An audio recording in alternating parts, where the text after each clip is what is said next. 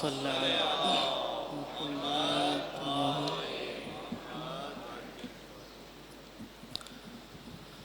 أعوذ بالله من الشيطان الرجيم.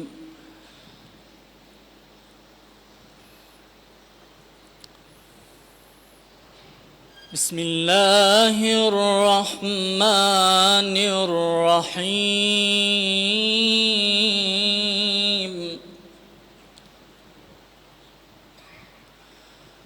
بسم الله الرحمن الرحيم.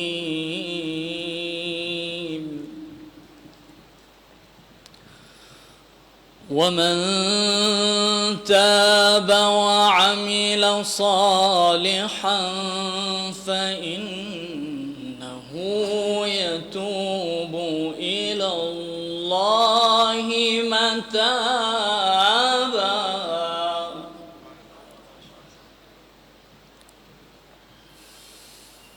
والذين لا يشهدون الزور وإذا مروا باللغو مروا كراما.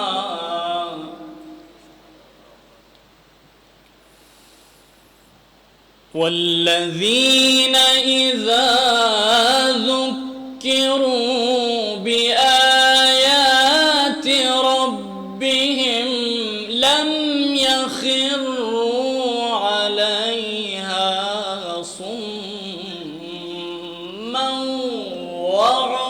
وعميانا.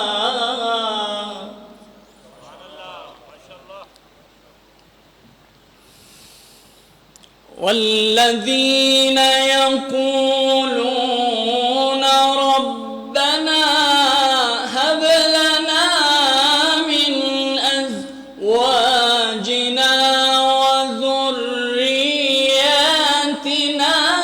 قرة أعين وجعلنا للمتقين إماما.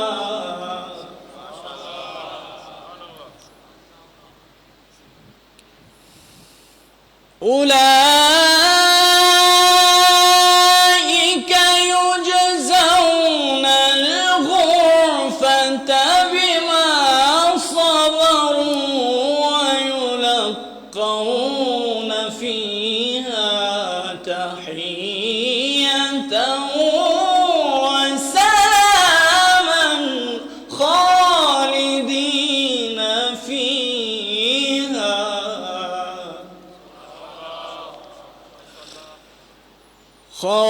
خالدين فيها حسنت مستقرا ومقاما. صدق الله العلي العظيم. صلوات.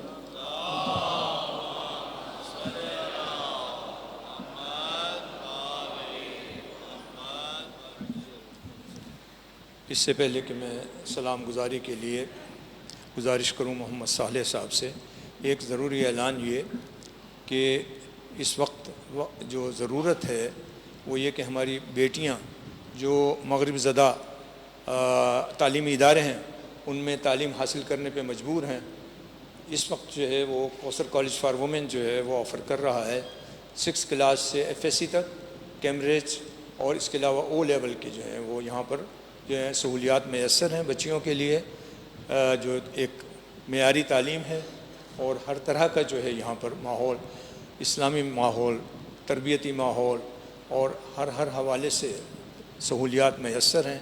آپ سے گزارش ہے کہ اب بچیوں کو اس ادارے میں داخل کرائیں. یہ وہ اعلان ہے جو کہ اعلان نہیں ہے، وقت کی اہم ضرورت ہے.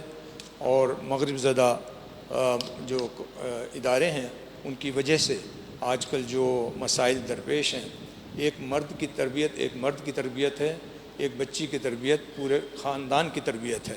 لہٰذا تربیت یافتہ بچیاں جو ہیں اگر چاہیے اس معاشرے میں کہ ہم لوگ جو ہیں وہ اس معاشرے کو سنواریں اور جناب زینب سلام اللہ علیہ کی سیرت جو ہے اس کو عام کریں، تو اس کے لیے ضروری ہے کہ اپنی بچیوں کو زیور تعلیم سے آراستہ کریں، ایسے ادارے سے کہ جہاں پر اسلامی تعلیمات کا بھی اہتمام کیا گیا ہے۔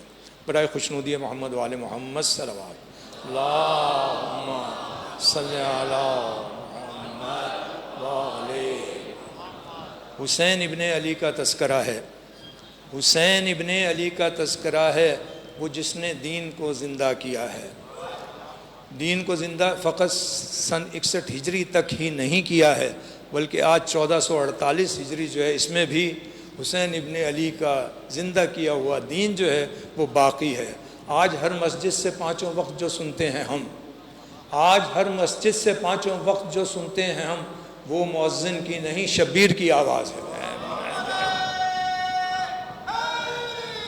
یا مسلمانان عالم آج اس بات کو دیکھ رہے ہیں کہ عزاداران امام حسین علیہ السلام ہی ہیں جو دین اسلام کی بقا کے لیے اور خطہ اسلام کی بقا کے لیے آج سینہ سپر ہیں، اور دنیا نے یہ ثابت کیا ہے کہ کربلا کے نام لیوا ہی وہ ہیں کہ جو طاغوت کے مقابل ڈٹ سکتے ہیں اور اس کے مقابل ایک سیسا پلائی ہوئی دیوار کی مانند کھڑے ہو سکتے ہیں۔ مملکت خدا داد پاکستان ہے، ہم اس کے بھی محافظ ہیں۔ ہم دنیا میں جہاں کہیں بھی اسلامی جو ہے وہ اقدار موجود ہیں، ہم اس کے محافظ ہیں۔ خداوند متعال نے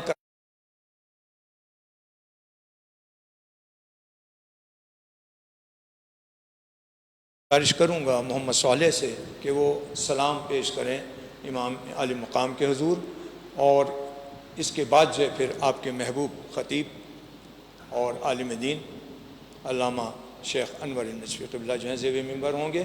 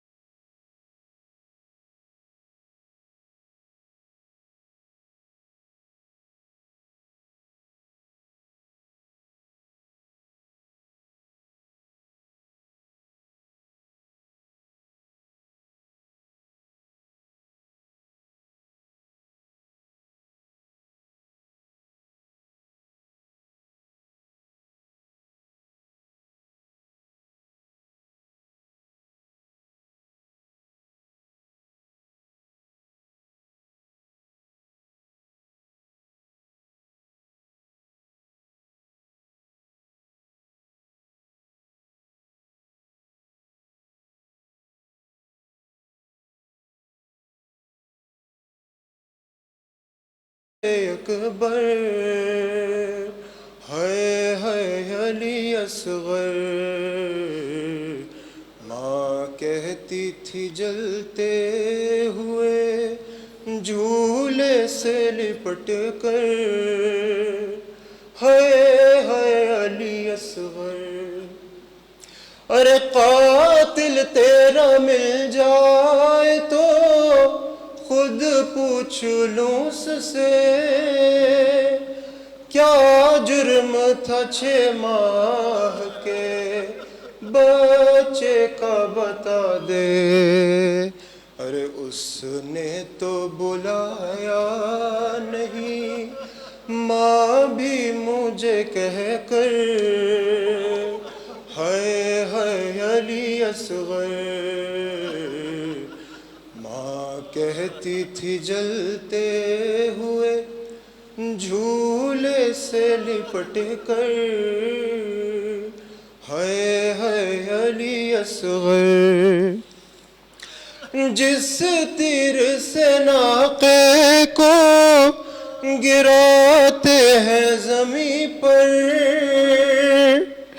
وہ تیر لگا سینے اصغر تیرے آ کر، ارے تم خون اگلتے رہے بابا سے لپٹ کر،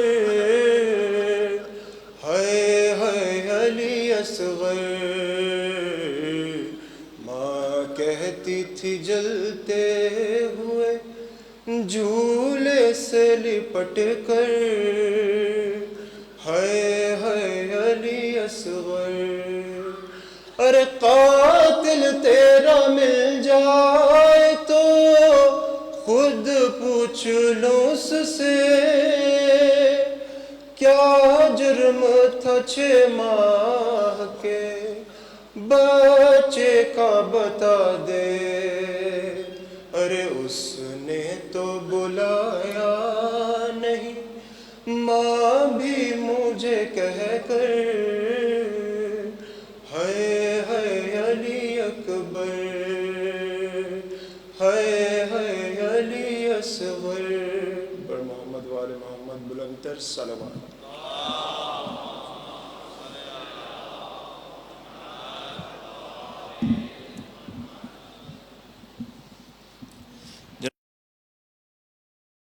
کی بارگاہ میں 2 اشعار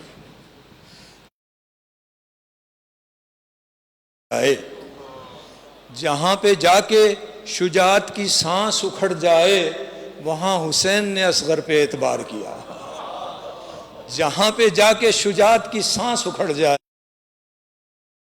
اصغر پہ اعتبار کیا۔ اور محسن نقوی کا ایک شعر، ہاں قبر اصغر پہ گھڑی بھر کو چراغاں تو ہوا، قبر اصغر پہ گھڑی بھر کو چراغاں تو ہوا، کربلا میں جو بھٹکتے ہوئے جگنو آئے، قبر اصغر پہ گھڑی بھر کو چراغاں تو ہوا، قبر اصغر پہ گھڑی بھر کو چراغاں تو ہوا، کربلا میں جو بھٹکتے ہوئے جگنو آئے۔ ان آنسوؤں کا نذرانہ جناب علیہ السلام کی شان میں 2 اشعار پیش کیے، اور اب میں زحمت کلام دے رہا ہوں آپ کے محبوب خطیب معروف عالم دین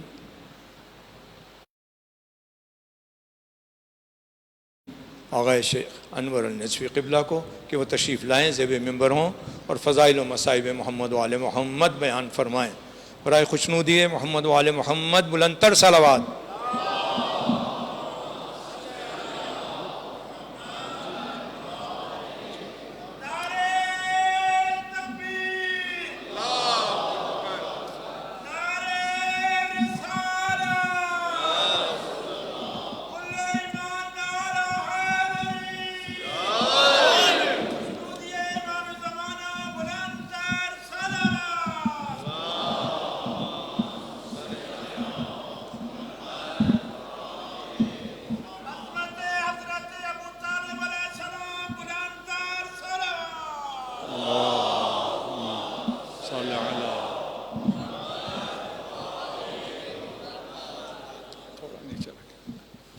اعوذ باللہ من الشیطان اللعین الرجیم، بسم اللہ الرحمن الرحیم، الحمد للہ رب العالمین، والصلاة والسلام والتحیۃ والاکرام علی اشرف الانبیاء والمرسلین وعلی آلہ الطیبین الطاہرین المعصومین، وَلَعْنَةُ اللَّهِ عَلَىٰ أَعْدَائِهِمْ أَجْمَعِينَ۔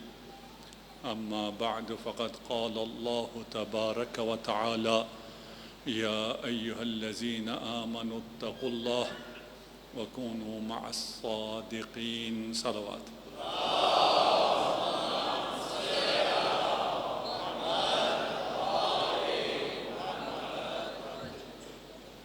ہم ان راتوں میں اہل بیت سے توسل کرتے ہوئے اس رب کو پہچاننے کی کوشش کر رہے ہیں جس رب نے جتنا اہل بیت کو عطا کیا ہے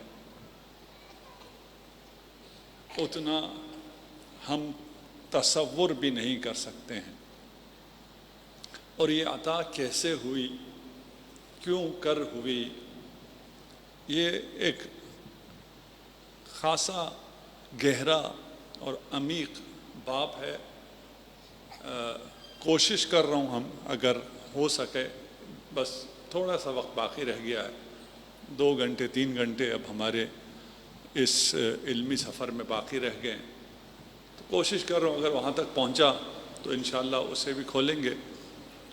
ایک اعلان یہ ہے کہ مغربین سے پہلے 7 بجے یہاں انگلش میں مجلس ہو رہی ہے الحمدللہ، اور آغا معصومی نجف اشرف کے استاد ہیں اور وہ خطاب کرتے ہیں. میں نے ایک دفعہ کہا تھا اور شاید آپ میں سے لوگ آ بھی رہے ہیں، میں کیونکہ اس ٹائم پہ نہیں پہنچتا. تو انشاءاللہ جو ہمارے جوان ہیں ان کے لیے بہتر ہے، اور ان کے ساتھ اگر کوشچن آنسر کا سیشن بھی آپ کر سکتے ہیں. یہ بہت سے کوشچن ہمیں راستے میں آتے ہیں.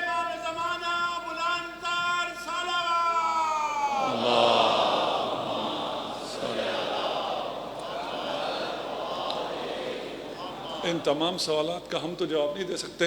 ہم اپنے اس جس بحث کو ہم نے شروع کی ہے اسے ہم کہیں پہنچانا چاہتے ہیں. ایک سوال یہ ہے کہ آپ نے کہا ناسبی تو جہنمی ہے، غالی کہاں ہے؟ تو اوپر نیچے ہی ہیں، دونوں ساتھ ہیں. ہاں، تو اس میں تو بات ہے ہی نہیں، بحث ہی نہیں ہے. ٹھیک ہے، دیکھیے جس چیز کی بات ہو رہی ہوتی ہے اس کی مناسبت سے کہا جاتا ہے یہ یقیناً جہنم میں. غالی جو کہ غلو کرتا ہو. ہم ایک بات میں آپ کو ذرا سمجھا دوں کہ یہ بہت سے لوگ جنہیں ہم سمجھتے ہیں یہ غالی ہیں، یہ در حقیقت مقصر ہیں. یہ اہل بیت کو سمجھے ہی نہیں ہے، اور جاہل اہل بیت کو سمجھ سکتا ہی نہیں ہے. ہاں، مجھ جیسا جاہل ہو، میں اعتراف کرتا ہوں میرے بس کی بات نہیں ہے، میں نہیں سمجھ سکتا، تو میں صرف وہی باتیں کرتا ہوں جو اہل بیت نے ہمیں کہی ہے. اس کے علاوہ اگر میں اپنی طرف سے کچھ کہنا شروع کروں تو میں جاہل ہوں، میں اہل بیت کا تعارف پیش کر سکتا ہی نہیں ہوں. اور مثلا جسے کلام اہل بیت پڑھنا آتا ہی نہ ہو اور وہ ہو وکیل اہل بیت، یہ تو نہیں ہو سکتا. اور اگر میں کسی ترجمے سے پڑھ رہا ہوں تو یہ میں اہل بیت کو نہیں پڑھ رہا ہوں، اس مترجم کے کلام کو پڑھ رہا ہوں. میں تو پھر اہل بیت سے تو میرا کوئی ڈائریکٹ واسطہ نہیں ہے. اس لیے آپ میں سے، ہم میں سے بہت سے لوگ جنہیں غالی سمجھتے ہیں وہ مقصر ہے. ہاں بھائی، ہماری وہ بحث نہیں ہے کہ کون غالی ہے کون مقصر ہے، کیونکہ کسی نے کہا تو ان کا یہ نہ ہو یہ بائسٹ ہیں، غالیوں کو نصیریوں کو تو اپنی طرف کھینچتے ہیں، اپنے بغل میں رکھتے ہیں، اور ان کو مشکل کس سے؟ ناصبیوں سے. نہیں بھائی، ہمیں دونوں سے مشکل ہے. ہمیں پیار ہے ہر اس شخص سے جو اہل بیت سے محبت کرتا ہے، ہر اس شخص سے، وہ جہاں مرضی ہے، جیسا مرضی ہے. اور اہل بیت سے محبت کا مطلب یہ ہے کہ وہ تعلیمات محمد و آل محمد کے مطابق اپنا عقیدہ رکھتا ہو. ہر اس شخص پہ میری جان قربان، مجھے اور کوئی کام نہیں ہے اس کا رنگ کیا ہے، اس کا عقیدہ کیا ہے، یعنی وہ کس گروپ کا ہے، کس ایتھنک کا ہے، کیا زبان بولتا ہے، کوئی مجھے اس سے غرض نہیں ہے. جو صلوات پڑھ جے محمد و آل محمد.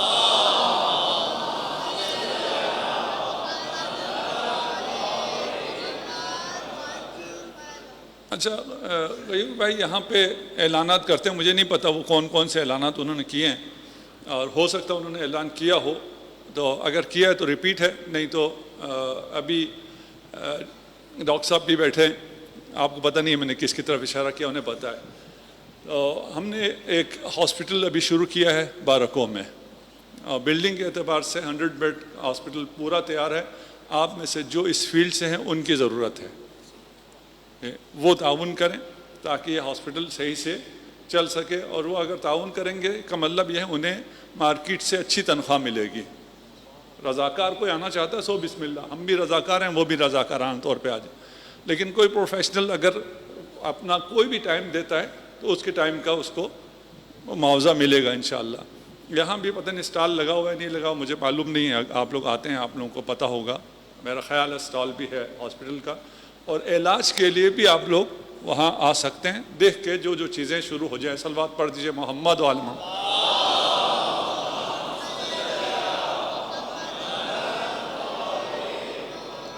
اچھا، کل ہم نے ایک بات بیان کی تھی اور آپ سے کہا تھا آپ یہ آیت پڑھ کے آئیں، اس پہ مجھ پہ اعتراض ہوا، اور اعتراض وارد ہے کہ تم نے آیت کا ایڈریس تو بتایا نہیں، تو ہم کون سی آیت پڑھ کے آئیں؟ تو بالکل صحیح ہے، یہ اعتراض مجھ پہ وارد ہے، اور مجھ پہ ایک اور اعتراض لوگ کرتے ہیں، پھر مجھے وہ کلپ بنا کے مجلس میں سے کاٹ کے بھی بھیج دیتے ہیں کہ تم نے اس حدیث کی عربی پڑھی، ترجمہ تو کیا ہی نہیں۔ کبھی کبھار انسان اپنے خیال میں چل رہا ہوتا ہے تو اس کا خیال یہ ہوتا ہے کہ یہ حدیث واضح ہے، اور ہم عربی بھی بولتے ہوئے ہمیں لگتا ہے ہم اردو بول رہے ہیں، کبھی کبھار ایسا ہو جاتا ہے، تو یہ تصحیح فرما دیا کریں، اور غلطیاں ہم سے بہت سی ہو جاتی ہیں، اس کے لیے ہم معذرت خواہ بھی ہیں آپ سے بھی اور اللہ کی بارگاہ میں بھی۔ تمحیص کی بات ہو رہی تھی، یہ تمحیص ہم نے کہا تھا، آپ پڑھ کے ہیں، البتہ تمحیص کو ہم نے شرح بھی نہیں کی تھی۔ سینٹریفیوج اگر آپ کو پتہ ہو، ابھی جو زیادہ تر مشکل ہے ایران پہ، اب تو وہ مشکل ختم ہو گئی، وہ یہی تھا کہ یہ جو یورینیم سینٹریفیوژن ہے یہ کتنا ہو سکتا ہے، کتنا نہیں ہو سکتا۔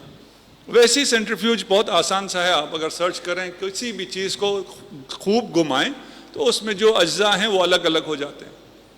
پانی اگر آلودہ ہو، اس کو کسی مشین میں خوب گھمائیں تو گند نیچے رہ جاتا ہے، پانی صاف ہو کے اوپر رہ جاتا ہے۔ انسانوں کو بھی پاک کرنے کے لیے خدا خوب گھماتا ہے، خدا اس کو گھماتا ہے، اس کو سمجھ میں نہیں آ رہا ہوتا کہ یہ مجھے کیوں گھمایا جا رہا ہے۔ اگر سمجھ میں آئے تو اسے مزہ آئے گا، ایک ہی چیز ہے، اگر سمجھ میں آئے مزہ آتا ہے، سمجھ میں نہ آئے پریشان ہوتا ہے۔ اور وہ جب خدا نے گھمانا ہے تو آپ نے گھومنا ہے، اگر آپ اس کے ساتھ گھومیں تو مزہ آئے گا، اگر آپ رکنا چاہ رہے ہوں اور وہ گھما رہا ہو تو اذیت ہوگی۔ سیدھی سی بات ہے، آپ بھی مریض ہوئے ہیں، میں بھی مریض ہوا ہوں، آپ بھی آئندہ مریض ہوں گے، میں بھی آئندہ مریض ہوں گے، یہ تو انسان ہے، تو چلتا رہتا ہے، علاج بھی ہمیں کرنا پڑتا ہے۔ علاج کو انجوائے کریں، مزہ آتا ہے، کچھ بھی نہیں ہوتا۔ اگر فکر میں رہیں، درد ہو رہا ہے، آئندہ کیا ہوگا، پتہ نہیں کیا کیا سوچتے رہیں، تو علاج کا اور درد کا اور انجیکشن کا آپریشن کا درد اتنا نہیں ہوتا جتنا انسان ذہنی طور پر کرب برداشت کرتا، ایسا ہے نہیں؟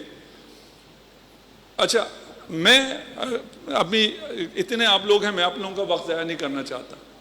میری بہت سے آپریشن ہوئے ہیں، اس میں میں ڈاکٹر سے ابھی بھی کہتا ہوں، اس وقت بھی کہتا تھا کہ میں بالکل درد پروف ہوں، مجھے درد ہوتا ہی نہیں ہے۔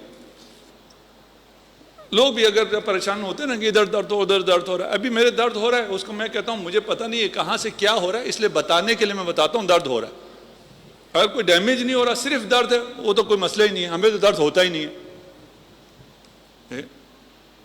اچھا، میں ابھی مفتی ہمدرد صاحب، شاید راضی ہوں ان کا میں نام لوں، ہم نے ایک پوڈ کاسٹ کیا مری جا کے، یہاں آئے ہوئے تھے، کہا چلو جی مری گھومنے بھی چلتے ہیں، پوڈ کاسٹ بھی کرتے ہیں۔ کراچی کا آدمی مری چلا جاتا ہے، اسے سردی لگتی، وہ بہت سردی لگ رہی تھی، ہم نے سوپ ووپ پلایا، پھر بھی سردی لگ رہی تھی۔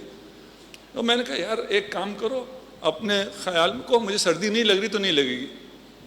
کہتا میں کانپ رہا ہوں، کیسے کہوں سردی نہیں لگ رہی؟ میں نے کہا جیسے اگر ہم کہیں ہمیں درد نہیں ہوتا تو درد نہیں ہوتا۔ کہا وہ کیسے؟ میں نے کہا ہم ماتم کرتے ہیں نا، ہمیں درد نہیں ہوتا۔ کہا یہ مثال میرے لیے تو نہیں ہے، میں تو ماتم نہیں کرتا۔ میں نے کہا تم دیکھتے تو ہو نا ہمیں ماتم کرتے ہوئے۔ یہ بچے کو بھی پتہ ہے ماتم سے درد نہیں ہوتا، اس کو بھی پتہ ہے۔ ابھی پتہ نہیں بات آ گئی، اگر کوئی ہے نوحہ پڑھنے کے لیے آج ماتم کرائیے، آج سے ماتم ہے نا، آج سے شروع کر دیں، ٹھیک ہے نا، اتنی رعایت ہمیں دے دیں آج سے۔ بے شک جو جانا چاہتے ہیں، جنہیں 10 لوگ بھی یہاں رہیں، ماتم کریں۔ بچے کو بھی پتہ ہے کہ ماتم سے ہمیں درد نہیں ہوتا۔ کیوں؟ اس لیے کہ وہ خوشی سے ماتم کر رہا ہوتا ہے، اپنی رضامندی سے ماتم کر رہا ہوتا ہے۔ اس کو یہ مسئلہ ہوتا ہی نہیں ہے، دیکھیں کہ یہ میں اگر ماتم کروں گا تو کوئی درد بھی ہوتا ہے، اس درد کا میں کیا کروں گا، یہ مسئلہ ہوتا ہی نہیں ہے۔ اگر آپ اس اسٹیٹ میں آ جائیں کہ خدا نے مجھے جہاں لے جانا ہے، جتنا مریض کرنا ہے، جو بھی ہے، مجھے مسئلہ نہیں ہے، میں تو انجوائے کرتے ہوئے ساتھ چلوں گا، آپ کو کچھ بھی نہیں ہوتا۔ اچھا، ہمیں لگتا یہ ہے آزمائش ابتلا کب ہوتا ہے؟ جب آپ کو مریضی آئے، جبکہ خدا مال کو اور اولاد کو فتنہ کہتا ہے۔ اردو والا فتنہ بڑا خطرناک ہے، عربی والا فتنہ کا مطلب ہوتا ہے آزمائش۔ اگر عام کسی سے کہے نا تمہارا بچہ فتنہ ہے تو وہ سمجھے پتہ نہیں یہ کیا کرتا ہے، مولانا کیا دیکھ لیا اس میں۔ نہیں، وہ جو بالکل ٹھیک ہے، زبردست ہے، اس میں کوئی خرابی نہیں ہے، لیکن پھر بھی وہ آپ کے لیے آزمائش ہے۔ اگر خدا دے وہ بھی آزمائش ہے، اگر خدا لے وہ بھی آزمائش ہے، ہمیں پتہ نہیں ہے۔ ایک بہت خوبصورت سورہ ہے سورہ فجر، امام حسین کا سورہ کہلاتا ہے۔ اصل بات پڑھ دیجیے محمد والی۔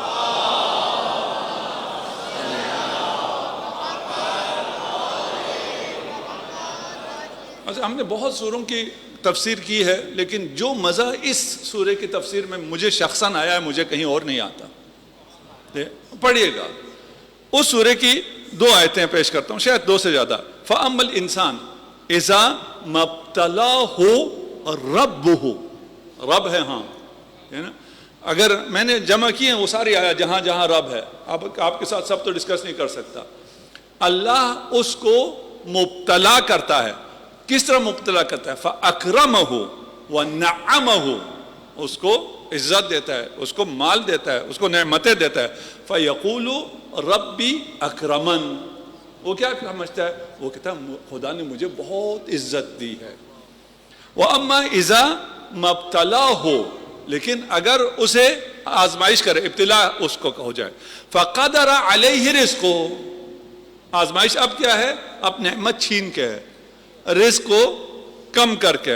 فَيَقُولُ رَبِّ أَهَانَنِ، وہ کہتا ہے رب نے میری اہانت کی، رب نہیں چاہتا تھا میں باعزت زندگی کروں، میں اب ایک کمرے کے گھر میں، اس طرح کے ماحول میں، اس قسم کی گاڑی میں، یہ میری پریسٹیج کے خلاف ہے، رب چاہتا ہے میری عزت نہ رہے۔ قرآن کیا کہتا ہے ان دونوں صورتحال میں؟ کہ یہاں عزت ہے، یہاں پر اہانت ہے۔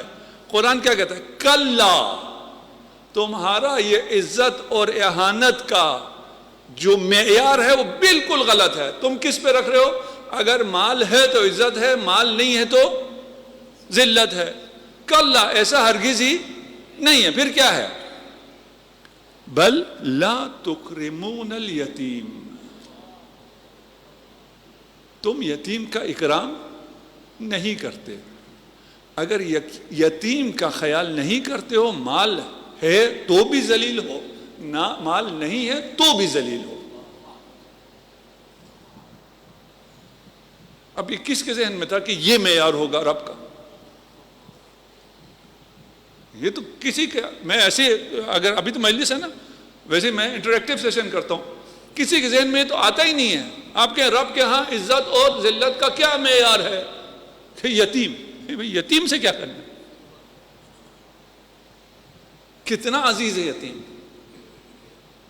میں ہمیشہ یہ ریکویسٹ کرتا ہوں چھوٹا ہونے کے اعتبار سے کہ اپنے اطراف میں کسی یتیم کو نکال کے اس کے ساتھ شفقت کریں، ضرور یہ کوشش کریں۔ وَلَا تَحَاضُونَ عَلَى طَعَامِ الْمِسْكِينِ،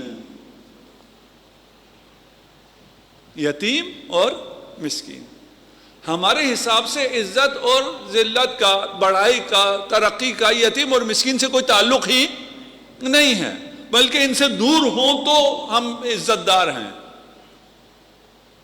مسکین کے ساتھ ہم بیٹھ کے کھانا کھانے کے لیے تیار نہیں ہیں۔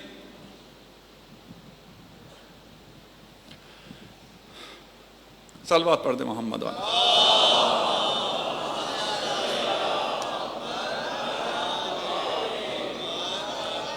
ان یمسسکم قرح فقد مس القوم قرح مثلو، اگر آج آپ کو کوئی تکلیف پہنچی ہے تو کل دوسرے کو پہنچی ہے۔ اپنی تکلیف آپ کو نظر آ رہی ہے، دوسرے کی تکلیف آپ کو نظر نہیں آ رہی۔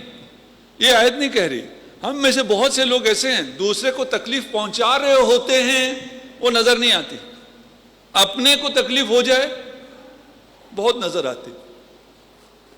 یہ ٹیکسی ڈرائیور میں نے یہاں کم دیکھا ہے، باہر کچھ ملکوں میں، ملک کا نام میں نہیں لیتا، خود ہر قسم کی خلاف ورزی کرتے ہیں. کوئی دوسرا ڈرائیور ان کے سامنے ایک خلاف ورزی کرے تو ہارن پہ ہاتھ رکھتے ہیں, ہٹاتے ہی نہیں. میں نے کیا ہو بھائی؟ کہتے دیکھا نہیں اس نے خلاف ورزی کی. میں کہا تم صبح سے کیا کر رہے ہو بھائی؟ یا تو آدمی کوئی خلاف ورزی نہ کرے پھر بھی بات ہے. نقص اپنے میں برداشت ہے, دوسرے میں برداشت نہیں ہے. آپ پہ کوئی مصیبت آئی ہے, کل کسی اور پہ بھی آئے گی. قوم کے لحاظ سے بھی بات کریں یا فرد کے لحاظ سے ہی بات کریں. یہ کیوں ہے؟ تلک الایام نداولھا, ہماری مرضی ہے بھائی, یہ ہم چلا رہے ہیں, ہم رب ہیں, ہماری مرضی ہے, ہماری سنت یہی ہے. تمہیں منظور ہو یا منظور نہ ہو. تم غلط تو نہیں کہہ رہا کچھ. رب, ہم رب کو سمجھنے بیٹھے نا. رب کہتا ہے میری یہ سنت ہے, میں کسی کو پورے ساری زندگی کے لیے عیش و عشرت اور آرام میں نہیں رکھوں گا, امتحان سب سے لوں گا. کچھ کو دے کے کچھ سے لے کے, دونوں امتحان میں. کچھ کو پتا ہے کچھ کو پتا نہیں ہے. پاس کون ہوگا؟ جسے پتا ہے وہ امتحان میں ہے.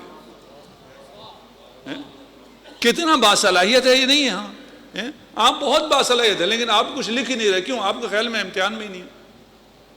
جب جاؤں گا امتحان میں تو لکھوں گا, پتا چل یہی امتحان ہے. کیوں یہ کام کیوں کرتا ہوں؟ خدا پوچھ سکتا ہوں, نہیں تم پوچھ بھی نہیں سکتے. یہ کیوں کرتے ہو؟ یہ دن بدلتے کیوں رہتے ہیں؟ ہم پوچھ سکتے ہیں, نہیں اللہ سے کچھ نہیں پوچھا جا سکتا.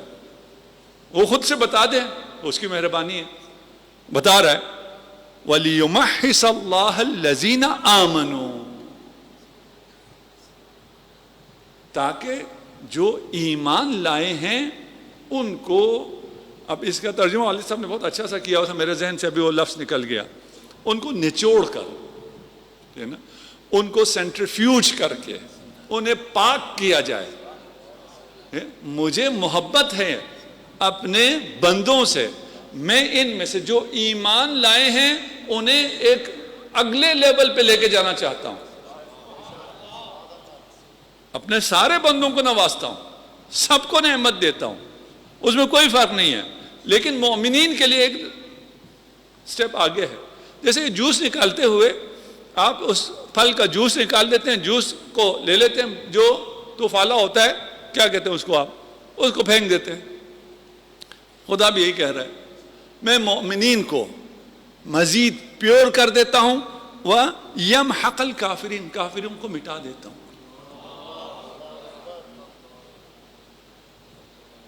یہ ہمیں سمجھ میں آ رہا ہوتا ہے, ہمیں سمجھ میں نہیں آ رہا, وہ اللہ سمجھ میں نہیں آتا.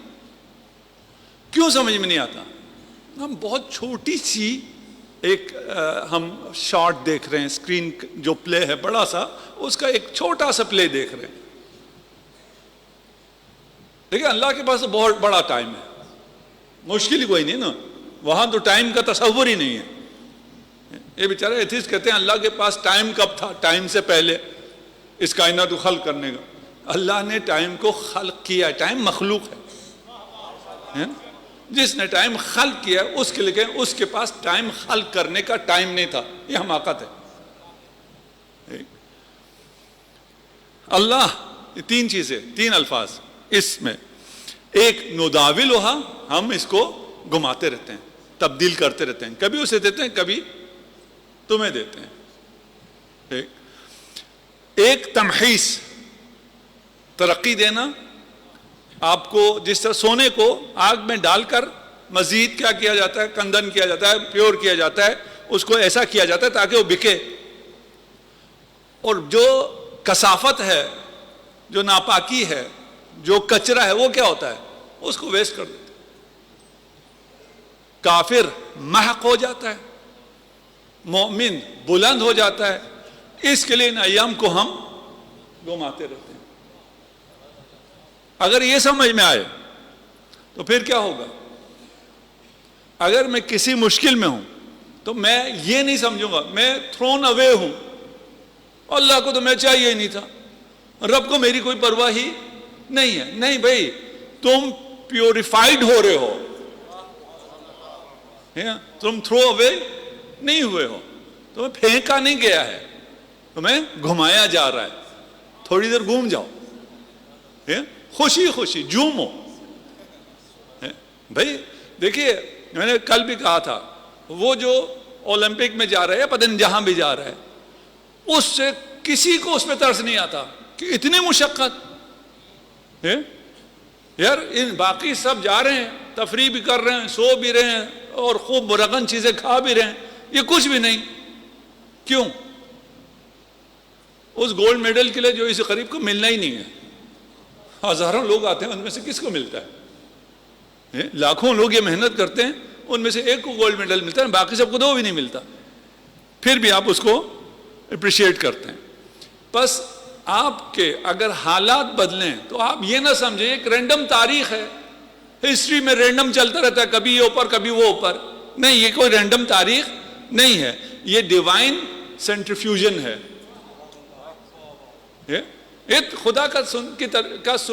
خدا کی سنت ہی یہی ہے۔ اور یہ جو سنت ہے یہ صرف ہمارے لیے ہے نہیں، انبیاء کے لیے بھی ہے۔ تلک الرسل فضلنا بعضهم على بعض، کس طرح بعضهم على بعض کیا ہے؟ تفضیل کیا ہے، فضیلت دی ہے، سینٹریفیوژن کے بعد، ابتلا کے بعد۔ ان اللہ اصطفى آدم ونوح وآل ابراہیم وآل عمران علی العالمین۔ یہ جو سینٹریفیوژن ہے، تمحیص ہے، یہ پہلے دن آدم سے شروع ہو گئی ہے، اور اس سینٹریفیوژن کے ذریعے، تمحیص لفظ آسان ہے اگر آپ کو وہ ابھی سمجھ میں آ گیا ہو، اس تمحیص کے ذریعے بشر ترقی کر رہا ہے۔ آدم سے شروع ہوا، اس زمانے کے انسانوں کے لیے کوئی شریعت نہیں تھی، نوح تک آیا، نوح سے شریعت شروع ہوئی، اس کے بعد ابراہیم آل عمران، اور پھر رسالت مآب پہ آ کے بشریت کیا ہو گئی؟ بالغ ہو گئی۔ اب یہ جو سینٹریفیوژن ہے، یہ جو تمحیص ہے، یہ رسول خدا تک پہنچنے کے بعد، ابھی دنیا باقی ہے، یہاں پہنچنے کے بعد ختم ہو جائے، اور اس کا جو ایک ترقی کا سفر تھا، یہ آدم سے لے کے رسول خدا تک پہنچا تھا، اس کے بعد یہ ختم ہو جائے اور آسمان سے آپ کا تعلق ختم ہو جائے اور ان پاک ہستیوں سے بھی آپ کا تعلق ختم ہو جائے، یہ ممکن ہے؟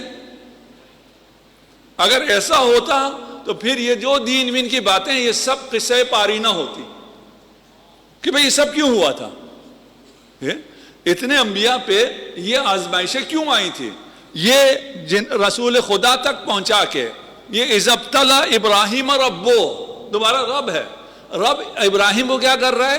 ابتلا، آزمائش، سختیاں ہیں۔ ابتلا، آزمائش، امتحان تو نہیں ہے کہ ایئر کنڈیشن روم میں آپ کو کہیں یہ پیپر کاغذ ہے آپ امتحان لیں، ایسا تو نہیں ہوتا۔ جو امتحان تکویناً ہوتا ہے، شریعت میں جو امتحانات لیے جاتے ہیں وہ اسی وقت ہوتا ہے جب آپ غفلت میں ہوتے ہیں، جب آپ کو پتہ نہیں ہوتا کہ امتحان ہے، اسی وقت امتحان ہو رہا ہوتا ہے۔ جب آپ کو پتہ ہوتا ہے، ابھی یہاں بیٹھے کون معصیت کرے گا؟ کوئی بھی نہیں۔ معصیت کہاں ہوگی؟ کل جب آپ اپنے ٹیبل کے پیچھے ہیں، جہاں آپ کے پاس پاور ہے، جہاں آپ کے قلم میں طاقت ہے، وہاں معصیت ہوگی۔ اگر جو حضرت ابراہیم کو ابتلا ہوئی اور اس ابتلا کے نتیجے میں امامت ملی، وہ رسول خدا پہ آ کے ختم ہو جائے، تو پھر ہم سب کیا ہیں؟ ہمیں اس ابتلا کا، اس ترقی کا، ان انبیاء کا، وہ خاتم الانبیاء والمرسلین کا ہمیں کیا فائدہ ہوا؟ جی ہمیں کوئی فائدہ نہیں۔ اگر وہ ذات نہ ہو، وہ حجت خدا نہ ہو، اور یہ آسمانی اور وحی کا سلسلہ اور حکومت الہی کا سلسلہ، خدائی نمائندے کا سلسلہ رسول خدا کے بعد ختم ہو جائے، تو سارا دین قصہ پارینہ ہے، اس کی کوئی حیثیت ہی نہیں ہے۔ ختم رسول کا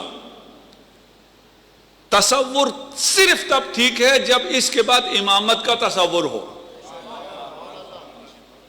ختم نبوت یعنی ایک الہی نظام ختم ہوا ہے. وہ کب ختم ہوگا؟ جب اس کی جگہ دوسرا الہی نظام آ جائے گا. ایسا نہیں ہو سکتا ایک الہی نظام چل رہا ہے اور اتنے سالوں چلنے کے بعد ایک دم سے وہ ختم ہو جائے. ختم. اور اب کیا ہے جی؟ اب کچھ نہیں, اب تم کچھ کر لو. اب اگر ہم نے کچھ کرنا ہے تو پہلے والے بھی خود کچھ کر لیتے.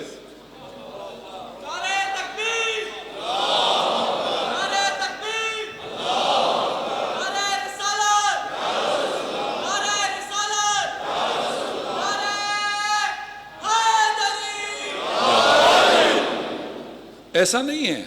دیکھیں معمولاً آپ کو کہا جاتا ہے آپ امامت مانتے ہیں, اس کا مطلب یہ ہے کہ آپ ختم نبوت کو نہیں مانتے. اور ہم بچوں کو تو ان سوالوں میں پڑھنا ہی نہیں چاہیے نا, کوئی آپ کو بحث کرنے کی ضرورت ہی نہیں. آپ پہ اگر اعتراض کرتے ہیں, آپ کے ایک دو اعتراض کر سکتے ہیں, آپ کے پاس ہزاروں اعتراض ہیں. اور الجھے نہیں, الجھنا بالکل بھی صحیح نہیں ہے. دیکھیں ہم بحث کر سکتے ہیں, جیسے ابھی میں آپ کے ساتھ مباحثہ کر سکتا ہوں, آپ مجھ پہ سوال کر سکتے ہیں. یہ سوالات ہیں نا جو آپ نے مجھ سے کیے, آپ مجھ سے سوال کر سکتے ہیں, میں آپ کو جواب دے سکتا ہوں. جواب نہ مجھ سے جو غلطیاں ہوئی, میں نے آپ سے اعتراف کیا کہ میں نے ایڈریس آیت کا نہیں دیا, یہ مجھ پہ, یہ گفتگو ہو سکتی ہے. اس گفتگو سے اگر آپس میں ہم گفتگو کریں گے, پیار محبت کو بڑھنا چاہیے. یہ جیت ہار کے لیے نہیں ہے. ابھی یہ گفتگو کوئی میں آپ سے جیتنے کے لیے کر رہا ہوں. میری جیت بھی وہی ہے جس میں آپ کی جیت ہے, آپ کی ہار بھی وہی ہے جس میں میری ہار ہے. تو آپس میں ہم مختلف فرقے بات کر سکتے ہیں, گفتگو ہونی چاہیے, لیکن اختلاف اور لڑائی اور فرقہ واریت نہیں ہونی چاہیے. اگر کوئی بھی فرقہ واریت کے لیے کام کرتا ہے وہ استعمار کا ایجنٹ ہے. اس کے پیچھے آپ نہ جائیں, آپ نہ دیکھیں, اور اس کی کوئی ہسٹری دیکھنے کی ضرورت ہی نہیں ہے. وہ فرقہ واریت کے لیے کام کر رہا ہے, اس کا مطلب ہے وہ ایجنٹ ہے. ہاں, اس کا مطلب یہ بھی نہیں ہے کہ کوئی صحیح مکتب بھی پیش بھی نہ کرے. بھائی آپ اپنا پیش کرو, ہم اپنا پیش کریں گے, بیٹھ کے بات کریں گے, جو صحیح ہوگا اس پہ آگے چلیں گے. اس میں کیا حرج ہے؟ ہم ادیان کی سطح پر بھی, میں جا کے روم میں, میں نے ویٹیکن میں ایک کانفرنس میں, میں نے سب کے سامنے کہا, میں نے ہم سب کو مل کے چلنا چاہیے. اور وہ جو خدا کا تصور ہے ادیان کے پاس, وہ قابل دفاع نہیں ہے. ابھی ایتھسٹ جو حملہ کر رہے ہیں وہ قابل دفاع نہیں ہے. مل کے بیٹھتے ہیں, کوئی اس خدا پہ متفق ہو جاتے ہیں جو قابل دفاع ہو. یہ تو کر سکتے ہیں نا. اس کے بعد وہ دعا ہوئی, وہ ادھر دعا کر رہے ہیں, یہ ادھر دعا کر رہے ہیں, ہر فرقہ جو ہے, ہر دین اپنے اپنے الگ دعا کر. میں نے کہا یار سب مل کے بیٹھو, ایک دعا بناتے ہیں جس میں سب کا اتفاق ہو. جس لینگویج میں سب کا اتفاق ہو, سب پکار تو رب کو ہی رہے نا. ٹھیک ہے نا. آپ صرف چھوڑ دو فادر وادر کہنا, رب کو ہو, گاڈ کو ہو, سب اتفاق کرتے ہیں ایک دعا پہ, اس پہ سب مل کے وہ دعا کرتے ہیں. اچھا میرے دل میں کیا ہے جس کو, جو میری زبان پہ وہاں نہیں آتا. سب مل کے اس خدا کو مانتے ہیں جسے سب مان سکتے ہیں, جس پہ کوئی اعتراض نہیں ہے. وہ نہج البلاغہ کا خدا ہے.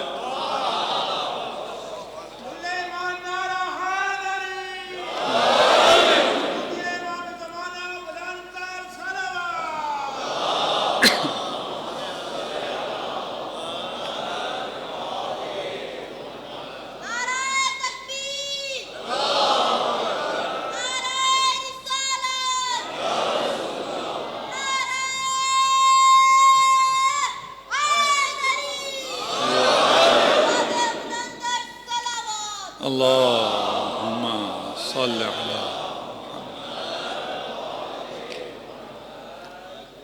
امیر المؤمنین اگر اس جو مقام اور جو تکویناً, پتہ نہیں تکویناً آپ لوگ کتنے وہ سمجھ میں آتا ہے, جس مقام تک رسول خدا پہنچے تھے, وہ اگر منتقل نہ ہوتا, وہ خصوصیات, وہ صفات ائمہ اہل بیت میں اور کوئی نہ ہوتا, تو پھر اس سب کا کوئی فائدہ ہی نہ ہوتا. اور یہ قصہ پاری نہ ہوتا کہ کوئی اس مقام تک پہنچا تھا, اس کے بعد کیا ہوا,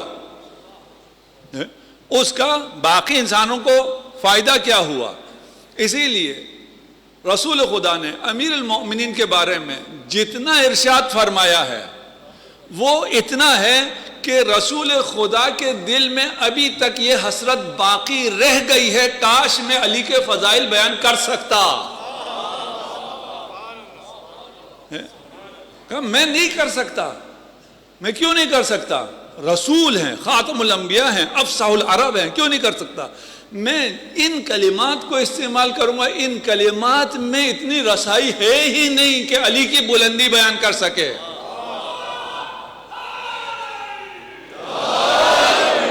پھر میں نے کہنا کن سے؟ ان لوگوں سے۔ ہم نے سمجھنا ہے نا، ان لوگوں سے اگر میں وہ بیان کروں تو یہ بھی نصارہ کی طرح علی کی عبادت شروع کریں گے، علی کو خدا ماننا شروع کریں گے۔ اور پھر کہہ دیا سب کچھ۔ پھر فرمایا اگر میں کہہ دوں تو مسلمان کیا کریں گے؟ خاک پائے علی کو اپنی آنکھوں کا سرما بنائیں گے۔ کہہ دیا نا، کہہ دیا بھائی تم علی سے مقابلہ کرنے نہ ہو، تم علی کے خاک پا کو تلاش کرو۔ یہ ہم سے تو نہیں کہا، ہمیں تو پتہ نہیں ہے علی کا خاک پا کہاں ہے، یہ اس وقت کے لوگوں سے کہا ہے، رسول نے کہا ہے، اس وقت کے لوگوں سے کہا ہے۔ کیا عرض کروں؟ دیکھیں اتنا کہا ہے، اتنا کہا ہے، اس کے بعد 100 سال سینسر کیا ہے فضائل امیر المومنین کو، 100 سال امیر المومنین پہ سب و شتم کیا ہے، اسپین سے لے کے سندھ تک تمام ممبروں سے، اس کے باوجود یہ سب آ گیا ہے، اتنے فضائل۔ اور اسی حدیث میں کہتے ہیں میں نہیں کہوں گا، نہیں کہہ سکتا، میں کہوں تو یہ مسائل ہیں، میرا دل تو بہت چاہتا ہے، بس اتنا سن لو کہ میں علی سے ہوں، علی مجھ سے ہے۔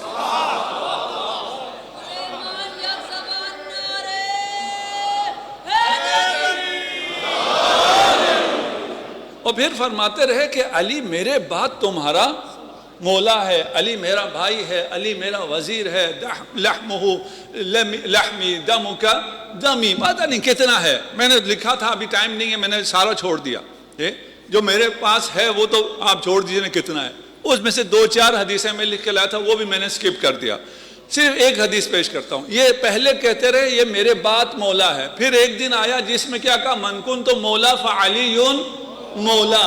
تاریخ انسانیت میں کبھی ایسا نہیں ہوا کہ ایک ہی روئے زمین پہ 2 مولا ایک ساتھ ہوں۔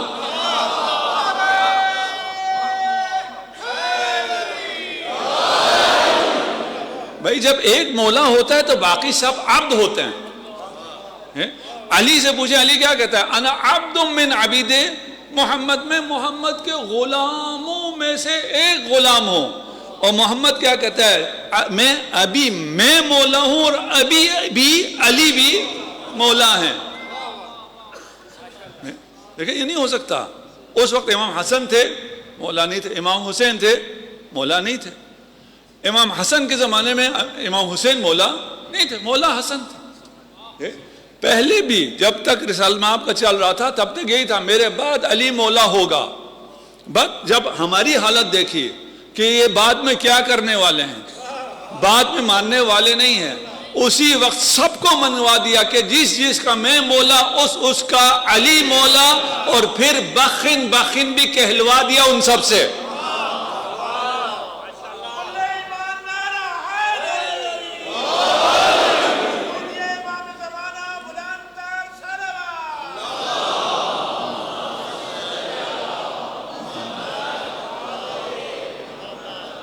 اچھا یہ تمحیص یا سینٹریفیوج یا جو بھی آپ کو سمجھ میں آیا، لفظ کو ہی اپنی طرف سے رکھ لیجئے، یہ عمل تکوینی ہے۔ تکوینی کا مطلب یہ ہوتا ہے کہ مثلا آپ ایک دفعہ معنوی طور پہ خوبصورت ہوتے ہیں، نورانی ہوتے ہیں، ایک دفعہ آپ پارلر چلے جاتے ہیں، آپ پتہ نہیں کیا کہتے ہیں اس کو، جا کے وہاں پہ آپ فیشل کرائیں، فلان کریں، تکویناً آپ خوبصورت ہو جاتے ہیں۔ یہ جو رتبہ ہے امامت کا، یہ جو رتبہ ہے ولایت کا، ایک دفعہ تشریعی ہے، ایک دفعہ تکوینی ہے۔ یہ انگلش خطاب مولانا کہہ رہے ہیں، میں اسی پہ کر رہا ہوں، میں سنا نہیں میں نے ان کو، لیکن وہ فرما رہے ہیں کہ یہی ولایت تکوینی پہ میں خطاب کر رہا ہوں، اگر آپ سننا چاہیں۔ ولایت کا کیا مطلب ہوتا ہے، امام کا کیا مطلب ہوتا ہے، اور رسول کا، امام کا کام کیا ہوتا ہے؟ آپ کو ہدایت صراط مستقیم پہ چلانا ہوتا ہے. صراط مستقیم پہ چلائے کہاں پہنچانا ہوتا ہے؟ آپ کو قربتاً اللہ، اللہ تک پہنچانا ہوتا ہے. امام اور معصوم وہ ہوتا ہے، وہ ذات ہے، وہ وجود ہے، وہ ہستی ہے جو اللہ سے نزدیک ترین ہو تکویناً. اب یہ میرے وقت کم ہے تو میں مشکل بحث میں بیان کروں گا. رسول اور امیر المؤمنین، ایک کتاب ہے والد صاحب کی، ابھی ترجمہ بھی شاید ہو رہی ہے، علی امام بنص صفاتہ و خصائص ذاتہ. جس کو یہ ٹائٹل سمجھ میں آ جائے نا، یہ عربی میں ہے کیا، اس کا مطلب یہ ہے کہ کوئی بھی دلیل نہ ہو، رسول نے بھی نہ فرمایا ہو، قرآن میں کوئی آیت بھی نہ ہو، کوئی حدیث بھی نہ ہو، اللہ نے علی کو بنایا ہی ایسا ہے کہ وہ امام ہے. یہ پوری کتاب ہے، البتہ عربی میں ہے. کسی کو شوق ہے تو لے جائے، اس کو سکین کرے، ترجمہ کرائے، مزہ آ جائے گا. علی اور رسول میں کوئی فرق نہیں تھا، یعنی نفس رسول تھے. ختم اس کا کوئی نہ آ جائے یہ ختم نبوت کا قائل نہیں ہے، وہ ساری تصریحات موجود ہیں، یہی ہم نے اس پہ بھی کافی تقریریں کی ہوئی ہیں. کوئی فرق نہیں تھا، یعنی چیز نفس رسول تھا. کب سے؟ جب سے قرآن نے آئے مباہلہ میں کہا تب سے، جی اس سے پہلے. کب سے؟ وہی آنے سے بھی پہلے، کعبہ میں پیدا ہونے سے بھی پہلے. یہاں کی باتیں نہیں ہو رہی. ہمیں کب سے پتا چلا؟ ہمیں جب سے علی مولود کعبہ ہوئے، رسول کی گود میں آئے، اسی دن سے پتا چل گیا. دلیل کیا ہے؟ یا علی، احسن. دلیل کیا ہے؟ کفار کو بھی پتا تھا. اسلام کی بالکل شروع میں کفار کو بھی پتا تھا کہ یہ دونوں ایک ہیں، یہ نفس رسول ہے. لیلۃ المبیت، جس رات علی سوئیں، میں آج مختصر کرنا چاہ رہا تھا، اس کو مکمل کر لوں انشاءاللہ. اور وہ جو کیا کہتے ہیں میٹرو پہ جانا چاہتے ہیں وہ چلے جائیں. آج میٹرو بند ہے، بس پھر تو صلوات پڑھتے ہیں.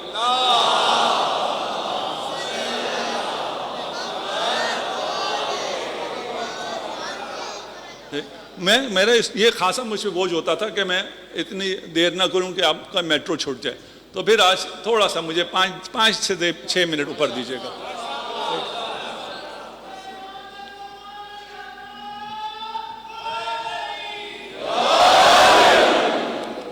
رسول نے امیر المؤمنین کو حکم دیا تھا کہ آپ نے میری جگہ بستر پہ سونا ہے.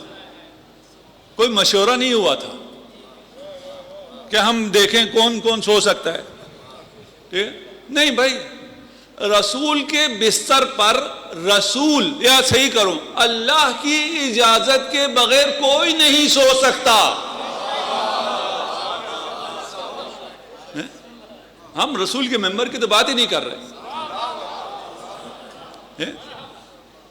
رسول کے بستر پر جب تک حکم نہ ہو کوئی سو نہیں سکتا.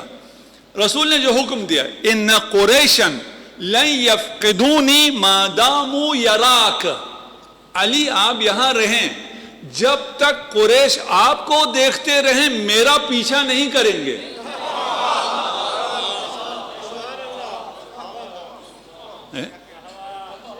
یہ کیا ربط ہے اس میں؟ علی نظر آ رہے ہیں تو قریش رسول کا پیچھا نہیں کریں گے. یہ کیوں جی؟ انہوں نے یہ حدیثیں سنی ہوئی تھی، آئے موبائلہ سنا ہوا تھا، کچھ بھی نہیں. وہ رسول کو رسول مانتے تھے؟ نہیں مانتے تھے، لیکن انہیں ان دونوں کے رشتے کا پتہ تھا. اس حقیقت وجودی کے انوار کو، تجلیوں کو انہوں نے اپنی آنکھوں سے دیکھا تھا کہ وہی نور جو محمد میں ہے علی میں ہے. دیکھیے سلانا تھا، بستر پہ تو اجازت سے سو گئے. روایت میں یہ ہے کہ لباس بھی رسول کا پہنا علی نے. نہ رسول کا لباس کوئی پہن سکتا ہے اذن خداوندی کے بغیر، نہ رسول کے بستر پہ کوئی سو سکتا ہے اذن خداوندی کے بغیر. اسی لیے بعد میں انہوں نے ممبر پہ بیٹھنا چھوڑ دیا تھا، نیچے بیٹھتے تھے. تو پھر تم صحیح سے نیچے بیٹھو نا. ایسے تو نہیں ہوتا کہ یہاں جو جس کا حق ہے اس کو یہاں بھی نہ بیٹھنے دو اور خود نیچے بھی نہ بیٹھو، جو یہاں آنے والا ہے اسے روک کے بیٹھو. چلیں اس میں نہیں جانا چاہیے ہمیں.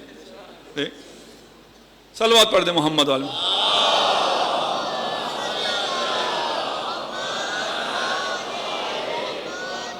یہ سب جانتے ہیں رسول خدا کا نور تھا، رسول خدا کی خوشبو تھی، یہ سب جانتے ہیں.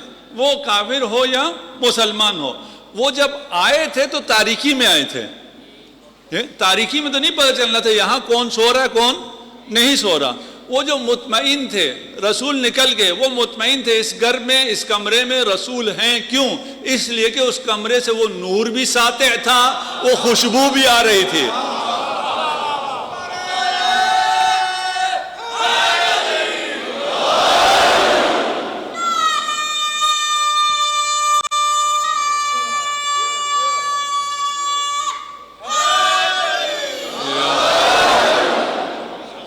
یہ تمحیص ہے. ہاں، اس تمحیص کے نتیجے میں یہ سینٹریفیوج کیا تھا؟ سینٹریفیوج.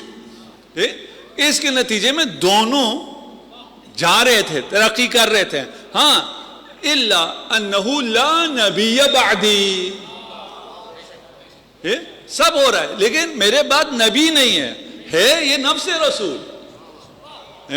اور اس کے بعد بھی یہ سلسلہ اولاد علی میں آگے چلے گا، اور آج بھی وہ وجود بابرکت موجود ہے.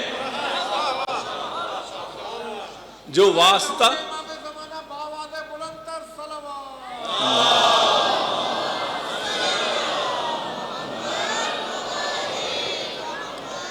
جو واسطہ در فیض ہے.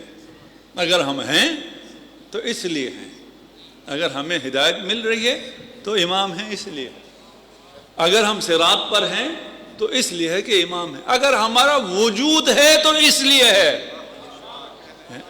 بھئی ایک چیز کے ہونے سے اتنے اربوں انسانوں کا ہونا، یار وہ تو ایک وجود بابرکت ہے نا. اگر گریوٹی نہ ہو تو ہم سب بکھر جائیں گے.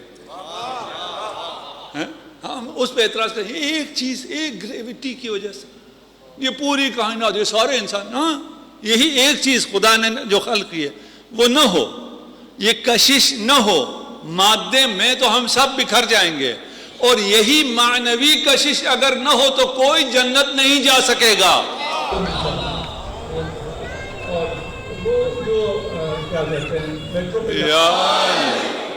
انہوں نے آ کے دیکھ لیا کہ یہ محمد نہیں ہے، پتہ چل گیا علی ہے.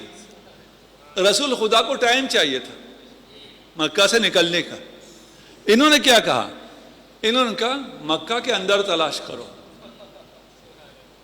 محمد مکہ سے باہر نہیں گئے. کیوں؟ لو خرج محمد خرج بعلی معہ. علی یہاں ہے اس کا مطلب ہے محمد بھی یہاں ہے. یہ کون کہہ رہا ہے؟ کفار قریش. جو قریش کفار نے سمجھا وہ بعد میں مسلمانوں کو سمجھ میں نہیں آیا. یہ ہو سکتا ہے؟ یہ ممکن نہیں ہے. وَمِنَ النَّاسِ مَن يَشْرِي نَفْسَهُ ابْتِغَاءَ مَرْضَاتِ اللَّهِ. ہو سکتا ہے. اس سے بڑی ڈیل دنیا میں نہیں ہوئی ہے. یہ ڈیل کب ہوئی ہے؟ علی نے سوتے میں کر لی.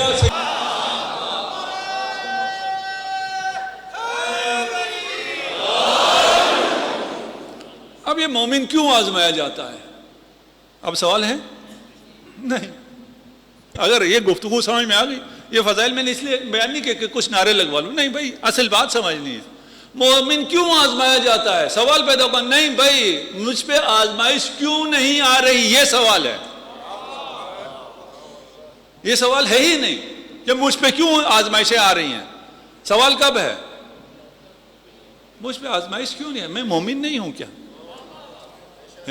مجھے ترقی نہیں چاہیے کیا؟ دیکھیے آزمائش آنا اگر اس بات کی دلیل ہو کہ مجھ سے کوئی گناہ ہوا ہے، مجھ سے فلان ہوا ہے، ہمیں تو یہ باتیں بالکل روز روشن کی طرح سمجھ میں آتی ہیں نا. اہل بیت پہ سب سے زیادہ مصائب آئے. کیوں سب سے زیادہ مصائب آئے؟ کیونکہ یہ خدا کی سنت ہے. خدا ترقی دینا چاہتا، خدا درجات بلند کرنا چاہتا تھا.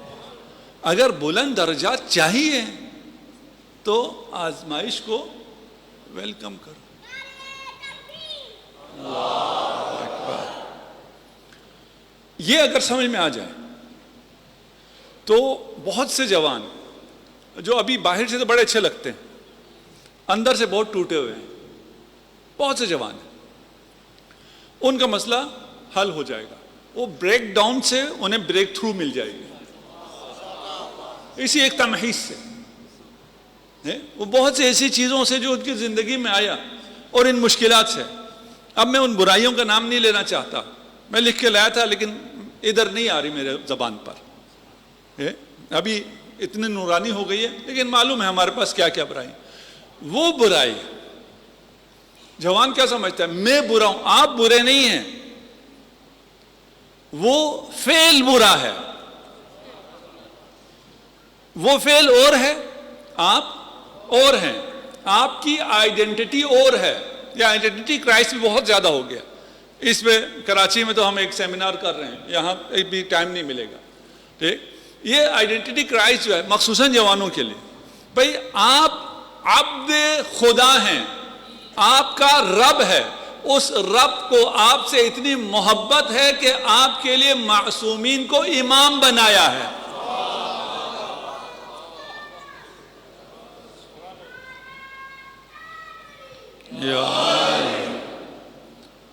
وقت آ گیا اور دعا ہے رب سے کہ ہمارے جوان، ہمارے بچے بچیاں اس رب کی محبت کو درک کر سکیں. میری بہت سی کوتاہیاں ہیں. اتنا بڑا موضوع تھا، اتنا کریم رب تھا، اس کی اتنی اچھائیاں تھی، میں نے کیا بیان کیا. مجھے اپنے آپ سے شرم آتی ہے کہ یہ کیا کر رہے ہو تم؟ کس کی بات کون کر رہا ہے؟ چارہ نہیں.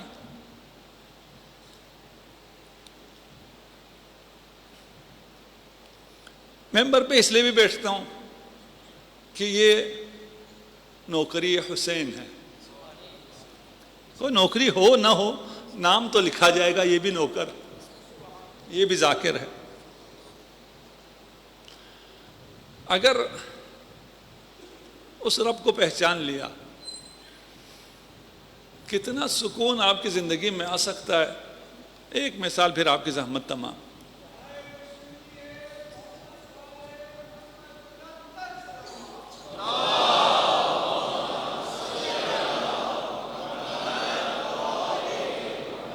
جنگ صفین ہے،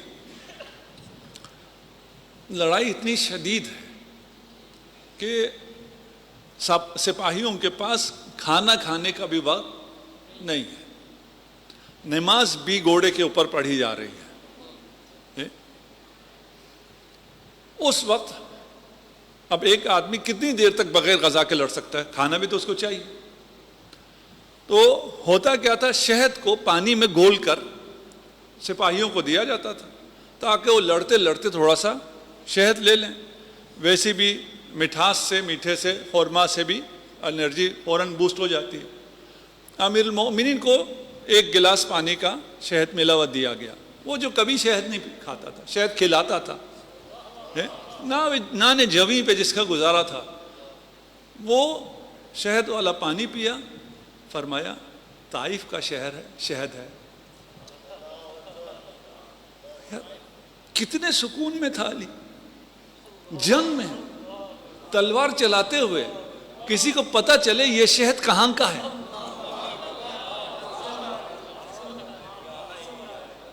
کتنا سکون ہے. یہ اتنا سکون کی اس منزل تک ہم تو نہیں پہنچ سکتے، لیکن جب علی کے ماننے والے ہیں تو ہمیں ہونا تو پرسکون چاہیے ہر حالت میں.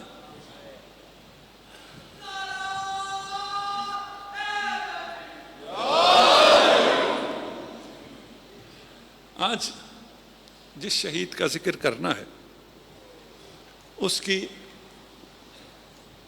بہت سی انفرادیت ہے، بہت منفرد شہید ہے. ایک انفرادیت یہ ہے کہ کسی شہید نے امام سے اجازت مانگی ہو اور امام نے فوراً اجازت دی ہو، ایسا نہیں ہوا. لیکن جیسے ہی علی اکبر آئے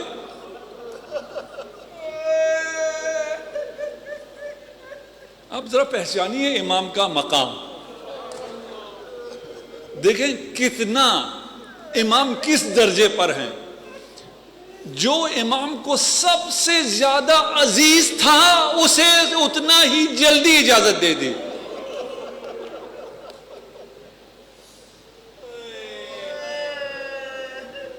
وقت آ گیا، فضائل بھی تھے.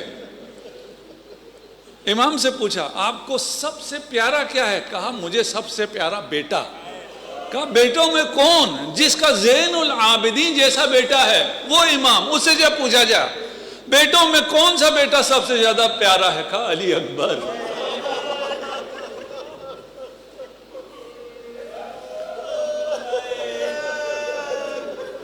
وہ علی اکبر اذن جہاد کے لیے آتا ہے، فوراً اجازت دے دیتے. علماء پڑھتے ہیں کہ فرمایا کہ جاؤ جس نے پالا ہے اس سے اجازت لو.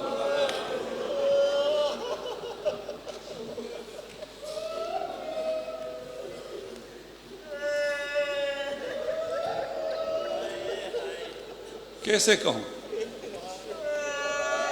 دو ودا ہیں کربلا میں جو بہت سخت ہے. ایک امام حسین کا ودا، وہ تو بیویوں کا حق تھا، انہیں پتا تھا جب امام چلے جائیں گے اس کے بعد یہ اغیار یہ لشکر آ جائے گا لوٹنے کے لیے، وہ ودا تو حق بنتا تھا. لیکن تمام بیویوں کی امید علی اکبر، صرف علی اکبر کے لیے آتا ہے کہ جب ودا کر رہے تھے اور بڑی مشکل سے جب بیویوں نے امام کے حکم پر جانے دیا تو علی اکبر ایسے نکلے جیسے کسی گھر سے جنازہ نکلتا.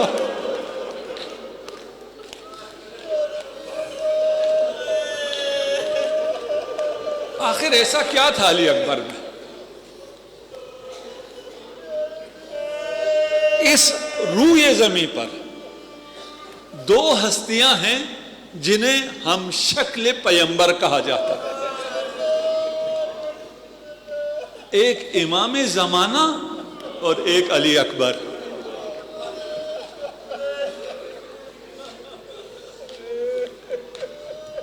اجازت ملی، گھوڑے پہ سوار ہوئے.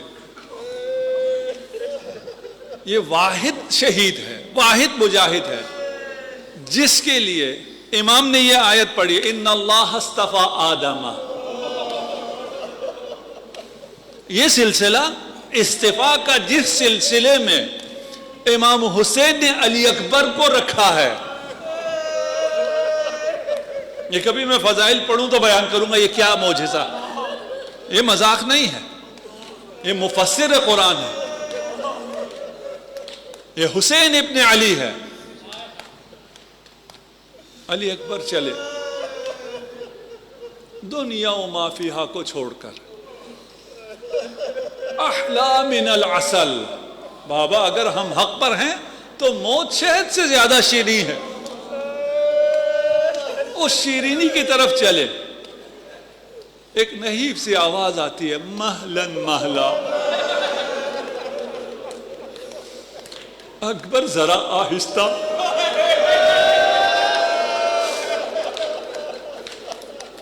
دیکھا حسین تشریف لا رہے ہیں، اجازت تو دے دیے، لیکن اکبر سے دل جدا کرنا مشکل ہے۔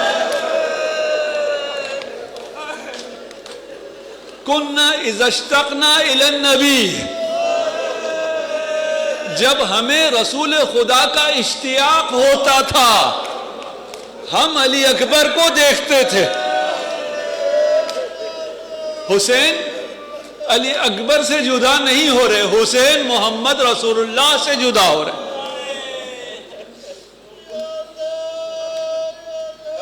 اکبر کی انفرادیت میں سے صرف اکبر ہے اس کائنات میں جس کے بارے میں حسین نے کہا ہے اللہم اشہد علی ہؤلاء القوم لقد برز الیہم غلام، خدا سے کہا خدا تو گواہ رہنا،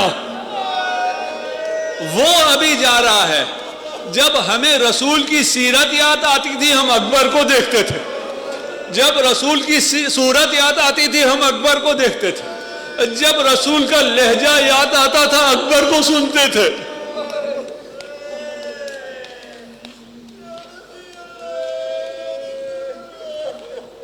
ایک حسرت بھری نگاہ سے اکبر کو دیکھا۔ روایت کہتی ہے آنسوؤں سے آنکھ بھر گئی، اور وہ مقام بھی آیا جب حسین ضبط نہ کر سکے فبکا بکاء شدیدا،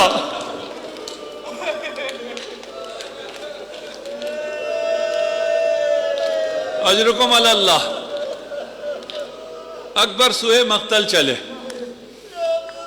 یہ دن روز روز نہیں آتے، نہ جانے اگلے سال ہم ہوں گے یا نہیں ہوں گے۔ جو گریہ آج ہو سکتا ہے وہ پھر کبھی نہیں ہو سکتا۔ جو حسین کو آج اکبر کا پرسہ دے سکتے ہو وہ پھر نہیں دے سکتے، پھر اگلے سال یہ دے۔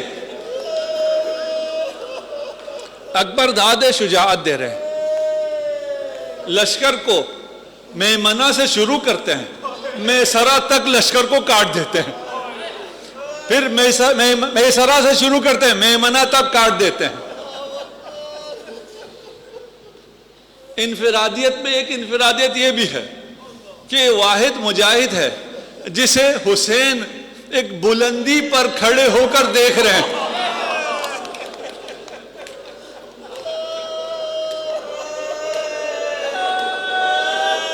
وہ حسین جس نے اکبر قربان کر دیا، راہ خدا میں دے دیا، لیکن ابھی دل میں حسرت ہے ایک بار اور علی اکبر آ جائے۔ علماء پڑھتے ہیں کہ اکبر کی ماں سے کہا ماں کی دعا قبول ہوتی ہے، حسین کو کسی سے کہنا پڑ رہا ہے دعا کرو۔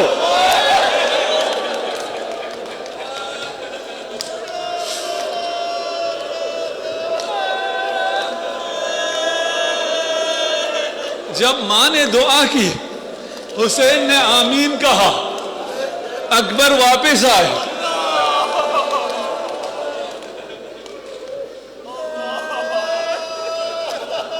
روایت میں نہیں ہے جس نے ایسے لشکر کو پلٹ کے رکھ دیا تھا اس کے زخم کتنے آئے ہوئے تھے اور حسین نے ان زخموں کو کیسے دیکھا۔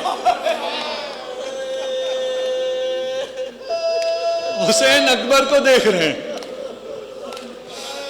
اکبر نے ایک سوال کیا، العطش قد قتلنی،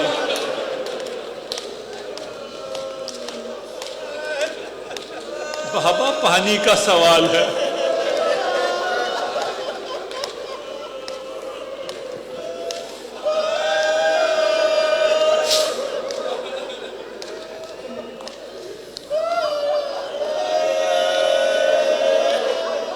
بنیا ہاتھ لسانک، اپنی زبان دینا۔ بس آگے نہیں پڑھوں گا، آپ پہنچ گئے۔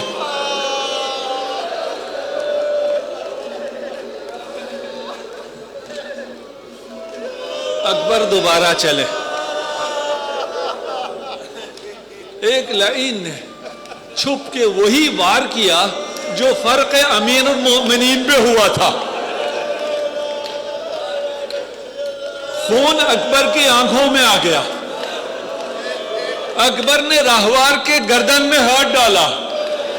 راہوار خیام کی طرف آنے کی بجائے لشکر اعداء کی طرف چلا گیا. مقتل میں ہے لشکر نے کھولنا شروع کیا تاکہ اکبر دل لشکر میں آ سکے. جب لشکر کے درمیان میں آگے فَقَطَعُوهُ بِسُيُوفِهِمْ إِرْبًا إِرْبًا.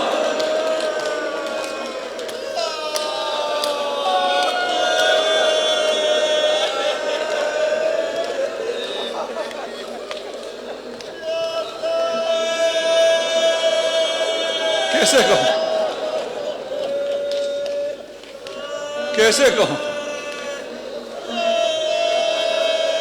خدا نے یہ صبر حسین کو پتہ نہیں کیسے دیا.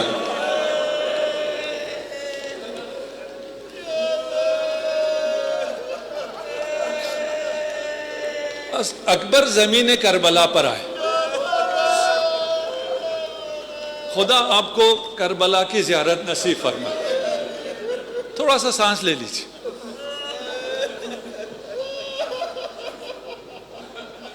خدا آپ سب کو کربلا کی زیارت نصیب فرمائے. مخیم پتہ ہے آپ کو کہاں ہے؟ مقام علی اکبر آپ کو پتہ ہے کہاں ہے؟ جس نے جتنی دور گاڑی پارک کی ہے نا یہاں سے وہاں تھا.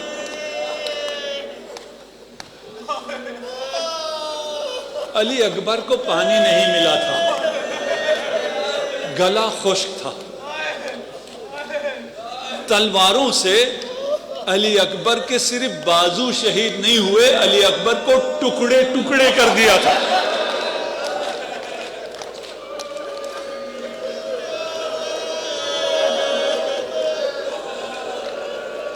اس خشک گلے سے نہ جانے کیسے سلام کیا.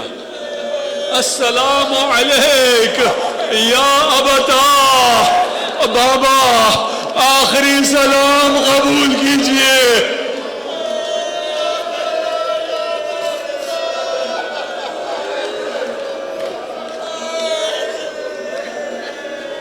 یہ آواز کیسے حسین کے کانوں تک پہنچی. وہ عقاب کی طرح جانے والا حسین, وہ شان سے جانے والا حسین اب کبھی چلتا ہے, کبھی گرتا ہے, کبھی گھٹنوں کے بل چلتا ہے.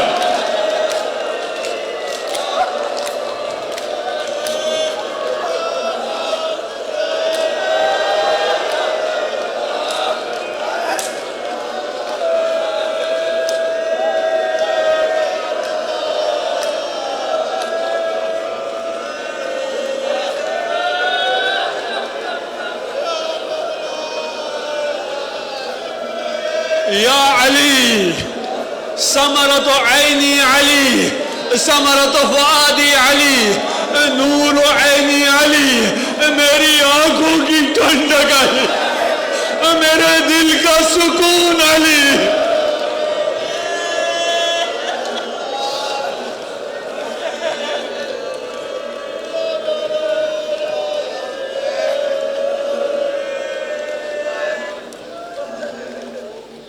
علی اکبر کے پاس پہنچتے ہیں. اب حسین میں بیٹھنے کی تاب بھی نہیں. ایک طرف علی اکبر لیٹے ہیں, ایک طرف حسین لیٹ گئے. دو بدن ہیں, دونوں ایڑیاں رگڑ رہے ہیں. بیٹا ایڑیاں رگڑ رہا ہے, سینے میں برچھی کا پھل بے وس ہے. باپ ایڑیاں رگڑ رہا ہے, جوان بیٹا دنیا سے جا رہا.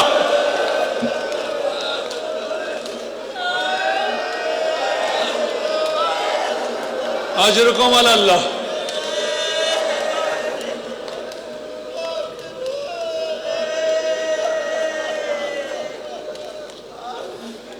بنی علی قتلوک,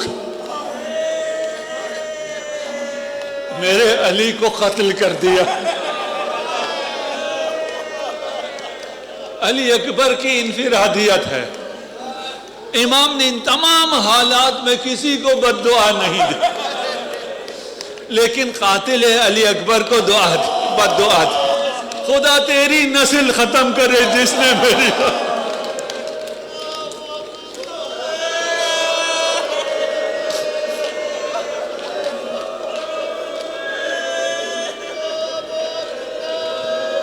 اب روایت کا سخت مرحلہ ہے.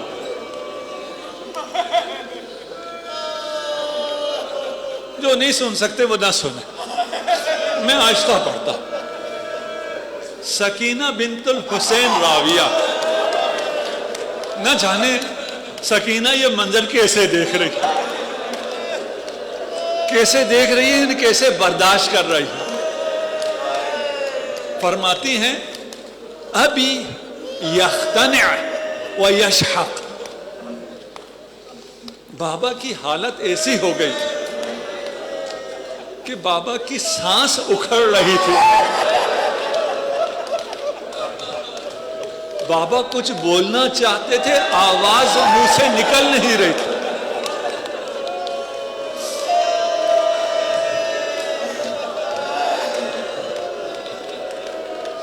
پھر اپنی طاقت کو جمع کر کے حسین نے فرمایا بنی علی علی الدنیا بعدک العفا.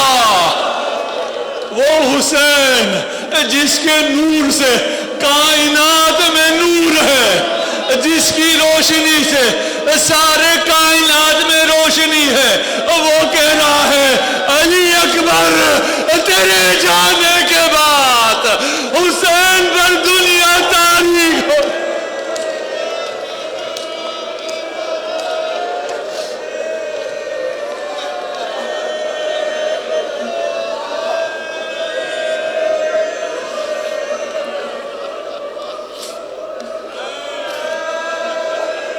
علی الدنیا بعدک العفا. آپ کو اور مجھے اس جملے کا معنی پتہ ہی نہیں, ہم اس جملے کا معنی سمجھ ہی نہیں سکتے. اس جملے کا معنی زینب نے سمجھا. زینب نے دیکھا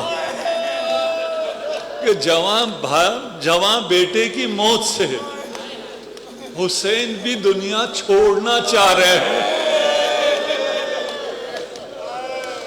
یہ پہلی بار ہے جب زینب نے خیام چھوڑا ہے.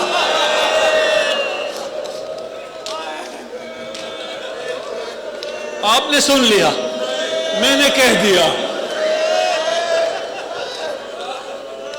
کہاں مخیم, کہاں مقام علی اکبر. حسین آئے, ہاتھ میں ذوالفقار تھی, مرد تھے. میں نہیں جانتا زینب برقعے میں حجاب میں کس طرح آئی, کتنی دفعہ گری, کتنی دفعہ اٹھی, کیسے حسین تک پہنچی. راستے میں بھیا حسین کو پکارتی آ رہی تھی. جب پہنچی, جب اکبر کو دیکھا تو معلوم ہوا جوان بیٹے کا لاشا حسین دیکھ نہ پائے گا. اپنے آپ کو اکبر پر گرا دیا.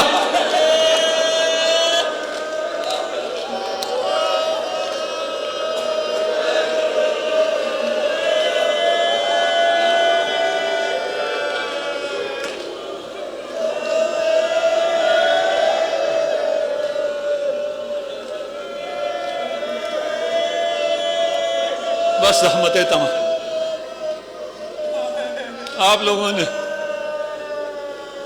گریے کا حق ادا کر دیا.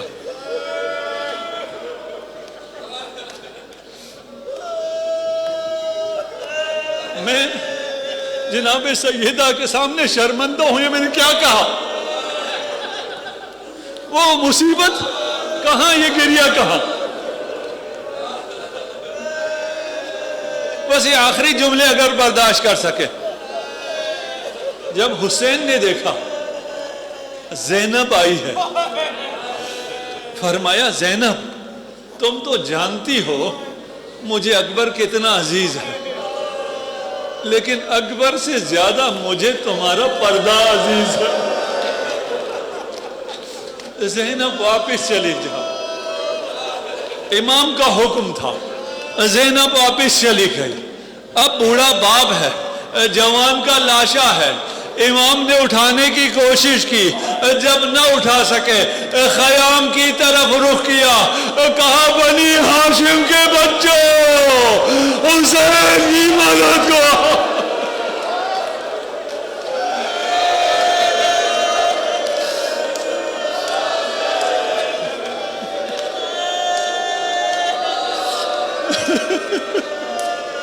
ماتم حسین.